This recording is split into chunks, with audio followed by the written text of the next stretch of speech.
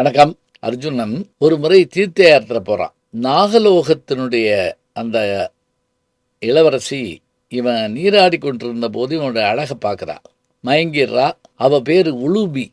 இவர்களுக்கு பிறக்கிற ஒரு பையன் யாருன்னு பார்த்தா அவன் தாங்க அரவான். மகாபாரத போர் வந்துருச்சு, களப்பலி கொடுக்கணும். களப்பலி கொடுக்க வேண்டும் என்று சொன்னபோது யாரை களப்பலி கொடுப்பது? இந்த கேள்விக்கு ஒரு அதிர்ச்சியான ஒரு பதில் இருக்குங்க.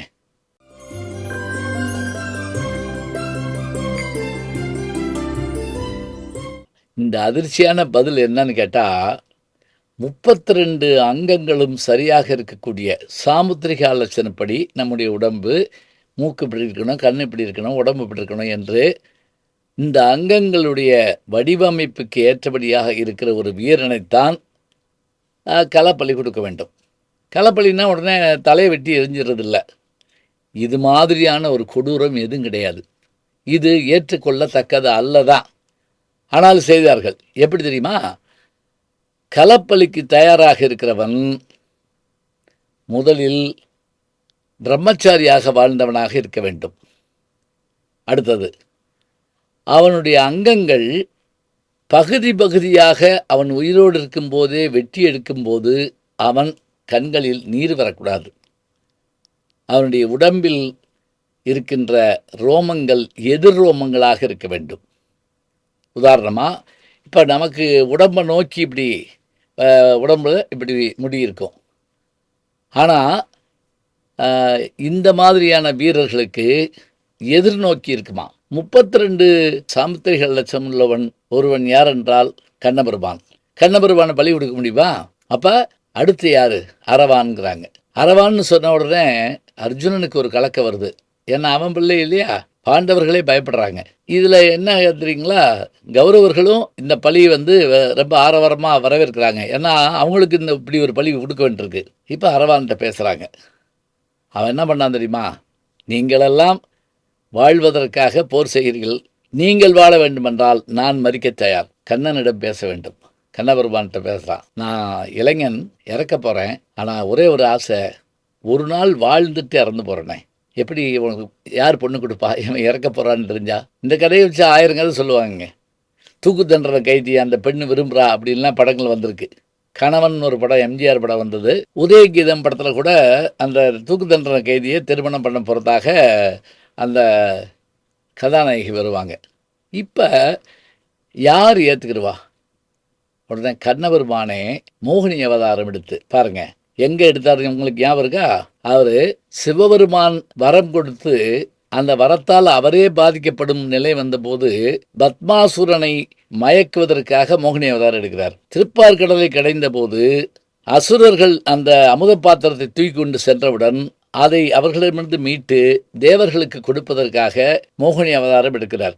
இப்போ இந்த ஒரு தனி மனிதனுக்காக மோகினி அவதாரம் எடுத்து ஒரு நாள் அவனோடு வாழ்ந்து மீண்டும் ஒரு கண்ணனாக மாற அவன் இன்னொரு வரமும் கேட்டான். இந்த யுத்தம் முடிகிற வரைக்கும் 18 நாளோ எவ்வளோ நாளோ அத்தனை நாள் இந்த யுத்தத்தை நான் இருந்து பார்க்குற மாதிரி எனக்கு நினைவு இருக்கணும்னு கேட்டான். அதுபோல் அவனுடைய அங்கங்களெல்லாம் வெட்டி எறியப்பட்ட போதும் அவன் தலை வெட்டப்பட்ட போதும் அந்த தலை போர்க்களத்தில் ஒரு இடத்துல வைக்கப்பட்டது. அவன் நினைவோடு யுத்தத்தை பார்த்துக்கிட்டு இருந்தானா. எங்கள் ஊரில் திரௌபதி அம்மன் கோயில் விழாவில் நான் பார்த்துருக்கேங்க. அதாவது இந்த காட்சியெல்லாம் நடத்தி காட்டுவாங்க. மரத்தால் செய்யப்பட்ட அரவானுடைய உருவம் நிற்கும். அந்த யுத்தகல காட்சிகள்லாம் போடுவாங்க. இப்போவும் நீங்கள் இதை பார்க்கலாம். எங்கே அப்படின்னா, சிங்கப்பூரில் மகாமாரியம்மன் கோவிலில் இருக்கிறது, இந்தோனேஷியாவில் இருக்கின்ற கோவிலில் இருக்கிறது. சரி, இதோடு கதை முடிஞ்சிருச்சா? இல்லை, இதுக்கு மேலே ஒன்று இருக்குங்க. என்ன அப்படின்னா, ஒரு நாள் மட்டும் வாழ்ந்துட்டு அவன் இறந்து போகிறான் இல்லையா, அவனை கணவனாக ஏற்றுக்கொண்ட நம்முடைய திருநங்கைகள் எல்லோரும் சித்திரை மாதத்தன்றைக்கு பௌர்ணமி அன்றைக்கு கூவாகம் என்கின்ற இடத்திலே விழுப்புரத்திலே ஒன்று கூடி அங்கே தாலி அணிந்து கொண்டு அரவானையே கணவனாக ஏற்று, எப்படி அரவான் கண்ணனை பெண்ணாக மாறிய மோகினி அவதார கண்ணனை மணந்தானோ அதுபோல் அவனை ஏற்று அன்றைக்கே அந்த தாலியையும் அவர்கள் கலைந்து அவனுடைய மரணத்துக்கு அழுது பின்னர் அங்கிருந்து அவர்கள் கலைகிறார்கள்.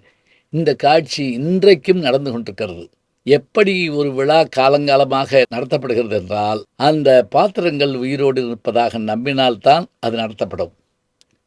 சரி, இதுக்கு மேலே இன்னொரு அரிய செய்தியை எஸ். ராமகிருஷ்ணன் அவர்கள் அரவான் அப்படின்னு ஒரு நாடகமாக எழுதியிருப்பார். நான் அந்த நாடகத்தினுடைய இதை நேரடியாக பார்த்தேன். சென்னையில் ரஷ்யன் தேட்டரில் போய் பார்த்தேன். ஒரே ஒரு ஆள் அரவானாக, அதாவது சிங்கிள் கேரக்டர், அவனே பேசி அவனே நடித்து 1.5 மணி நேரங்க. ஆச்சரியமான நாடகமாக இருந்துச்சு அந்த நாடகம். அந்த அந்த அந்த நடிகரை நான் இன்றைக்கும் என்னால் மறக்க முடியல. நான் என்ன தப்பு செஞ்சேன், நீ ஏன் பலி கொடுக்கணும் அப்படிங்கிற மாதிரி. அதுக்கு நாள், அவன் இறக்கிறதுக்கு நாள் அவனுடைய நிலை என்ன அப்படிங்கிறதாங்க அந்த நாடகம். மறுநாள் அவன் பலி கொடுக்கப்படுறான். இந்த நாடகம் அவர் எழுதி நடித்து காமிச்சாங்க. இதில் ஞாபகம் வச்சுக்கோங்க, கொலை பண்ணலை அவங்க. ஏன்னா அவன் விரும்பித்தான் என்ன பண்ணுறான், பலியாடாக கொடுக்குன்றான்.